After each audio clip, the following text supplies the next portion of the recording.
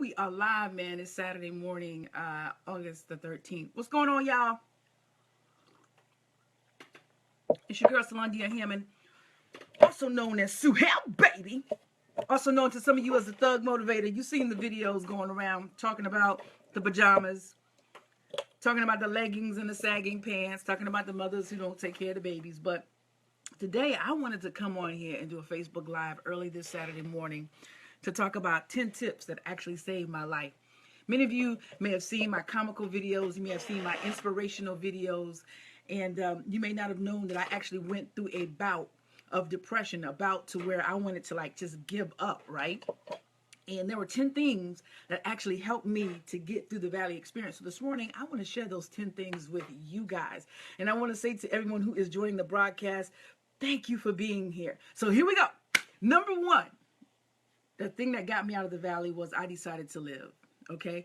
Many of you may not know that I, in 2009, had to file bankruptcy, thereby losing everything that I owned. I didn't have money in the bank. I didn't even have a car to drive. I lost my actual house and had to move in with someone else. I decided at that time that I had nothing else to lose, but everything to gain. So in making that decision, I decided to live and not die. Because at the end of the day, even though I had suicidal thoughts, I could not take my life because I just kept remembering the dream that I had as a child, which was to fulfill certain things. And so I was like, I can't give up on this. So instead of giving up, I decided to live and not die. Number two, after I made my decision, I took action. I started working. I started writing. I started seeking out scripts. I started auditioning. I started putting on my own shows because a lot of times in my area, there aren't opportunities. So I always encourage people to create your opportunities. Stop sitting back and waiting for someone to put something into your lap. Create your own opportunity, and from there, let it open up doors. All right. So number two was I decided to take action. Number three, I decided to be grateful because at the end of the day, it didn't matter how bad off I was. It didn't matter that I didn't have the money, that I felt like I didn't know the right people, that my life just completely sucked. At the end of the day, there was lots of people that were in worse situations than me. So instead of sulking and having a pity party, I decided to start to be grateful because at the end of the day, I had the activity and use of my limbs and organs. I had a great mental capacity, right? I knew who God was. So all I had to do was start to be thankful for what I did have. And then the things that I did have started to multiply. Because when I changed my attitude to one of positive things started to come back into my life. Number four, I decided to stop competing with people. You see, competition can be great. It can help you to be better.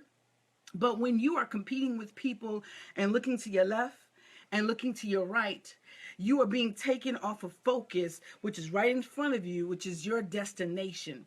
So when you're busy trying to compete and be better than your brother and sister, it's really taking something away from you. It's okay to keep up, but you don't have to compete in the sense of you want to be better than them. You want to take them down. So when I stopped worrying about competition, because I'm competitive by nature, I joined the Marine Corps, the best of the best. But when I stopped competing and stopped worrying about trying to be number one, I just focused on me and being a better me today than I was yesterday. And man, my game went to a whole nother level. Because you see, I didn't have to waste energy on trying to figure out what competition A and competition B was doing. All I had to do was worry about me and put out the best stuff that I could put out. Number five, it goes into piggybacking off of number four, is I focused.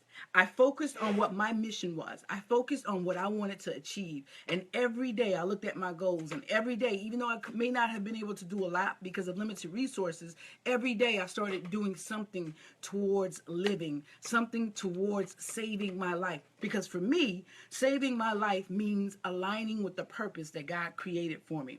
Number six, I started to dwell on the promise that God gave me at 5 years old. And that promise was to inspire people worldwide, to travel, to perform on stages, to impact lives. And I was like, man, If I had that promise at 5 years old, living in a rural area, then that must be true. It has to come true. If I really believe in biblical principles, then what I dreamed and what I desired as a child at 5 years old, it must come true. So therefore, I've got to dwell on the promise and not my circumstances, not my situation, not the fact that I filed bankruptcy, not the fact that they pulled 2 and 3 vehicles out of my yard, not the fact that when you go look at my bank account, it's a negative 500, not the fact that when you pull a credit report, there was almost $1 million of stuff in asset, not the fact that many people want me to fail. Not the fact that sometimes I have low self-esteem or low confidence. I had to dwell on the promise. And when I began to dwell on the promise, that's when I began to accept the fact that I am enough,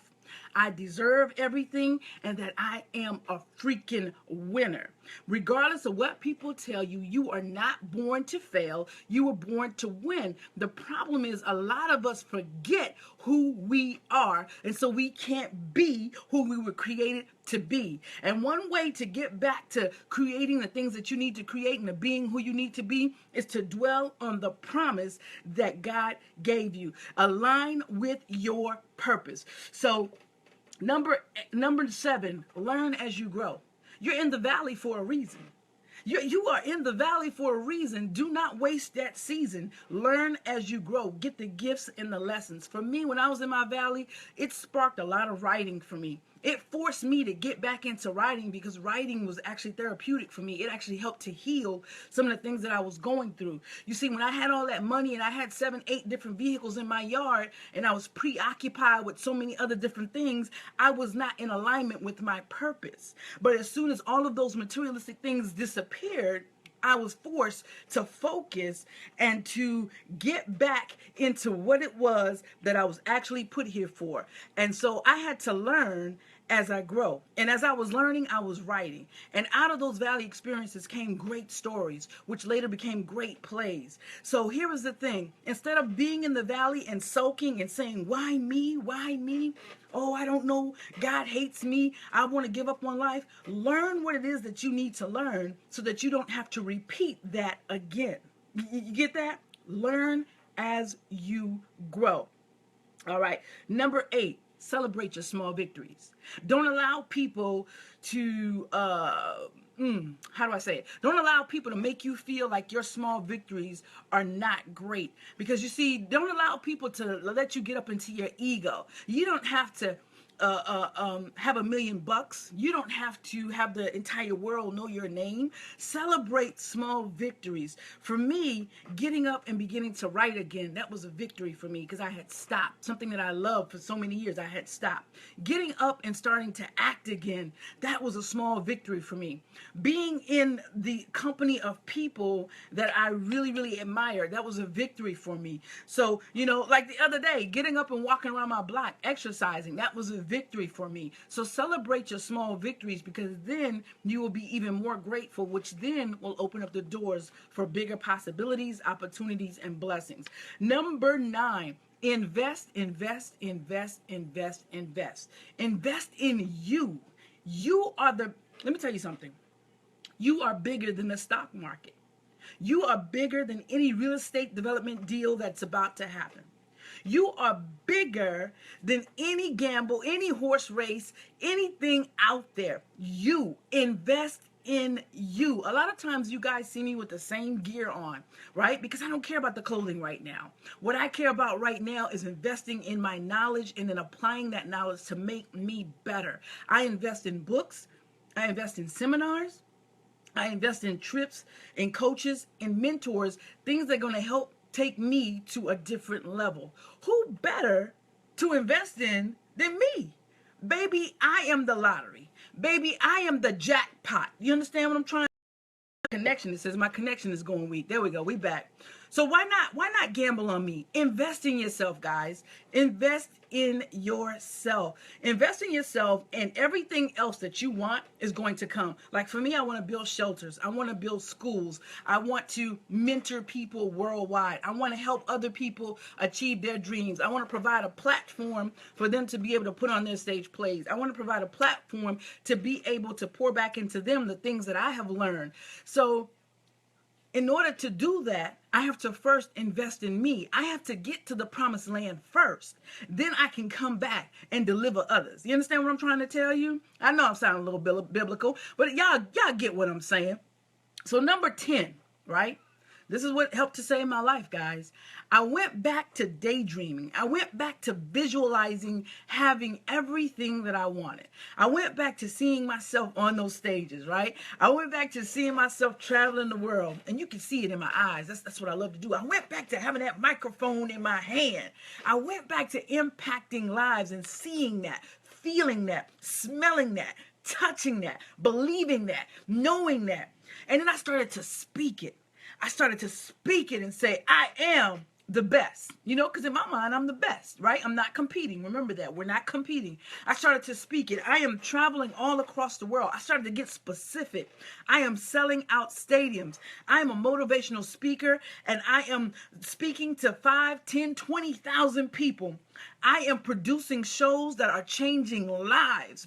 Positive TV, positive movie, positive stage plays. They are back, and they are a part of Sueham Entertainment. We are helping other people achieve their dreams. I began to speak these things. I began to see these things, and it started to happen. So these are just 10 tips, guys, when I was in the valley that actually helped to save my life. Now, every day wasn't a great day. I have to be honest with you. But I said to myself, am I just going to lay here in mediocrity? Am I going to lay here in average? Am I going to lay here in pity? Am I going to lay here in depression and not achieve what I was created to achieve? No. You see, if you don't get up and take charge of your life, you are going to end up leaving this earth not doing what you were created to do. Look at it. We are in August right now. We're about to hit 2017. And I know if you're like me, you're probably saying, my goodness, we're only 4 more months into the new year. And I look at my calendar, I'm like, well, what have I done? Do not allow your life to pass you by and you not have done anything. Do not allow your life to pass you by and you have regrets. Do what you want to do. Be who you want to be, man. Go where you want to go. Help other people grow, go, and know that what you want wants you. Guys, you got to take a stand for your life. You have to take a freaking stand for your life. You have to know that you deserve to have the best. You have to know that the best is the best wants you. The best wants you. But maybe you're sabotaging your success like I once did. Yes, I have gifts, but I didn't have the gift of having the confidence to know that I deserved it.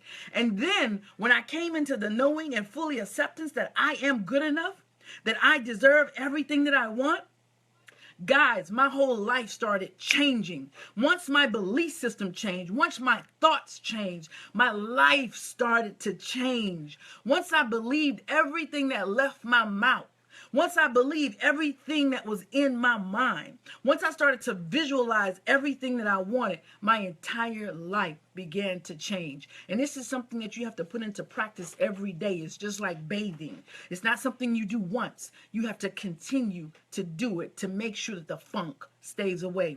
The funk of mediocrity, the funk of depression, the funk of laziness, right? The funk of competition, the funk of thinking that you are not worthy, the funk of not putting yourself out there because of fear. You have to bathe daily. Bathe daily and tell yourself that you are deserving of it. The best wants you. Yes, Minister Anthony Page, the best wants you. Hope you guys will share this video like you do all my comical videos, because everything is not just about comedy, guys. We really need to get to the point in our lives where we are living our best lives. You deserve the best, and the best deserves you. Who am I? I'm just a little girl here in King Street, South Carolina that wants to inspire the world. And I'm doing that by one video at a time. Guys, make sure you share the video. And until the next time, remember to live, love, learn, and laugh. Baby, don't you quit. You better follow your dreams to success. That's what you better do. Yes. Yes. Y'all like my new glasses? I hope y'all do, because it's too late now. I already bought them. I'm going to wear them. See you in the next video, guys. Let's go.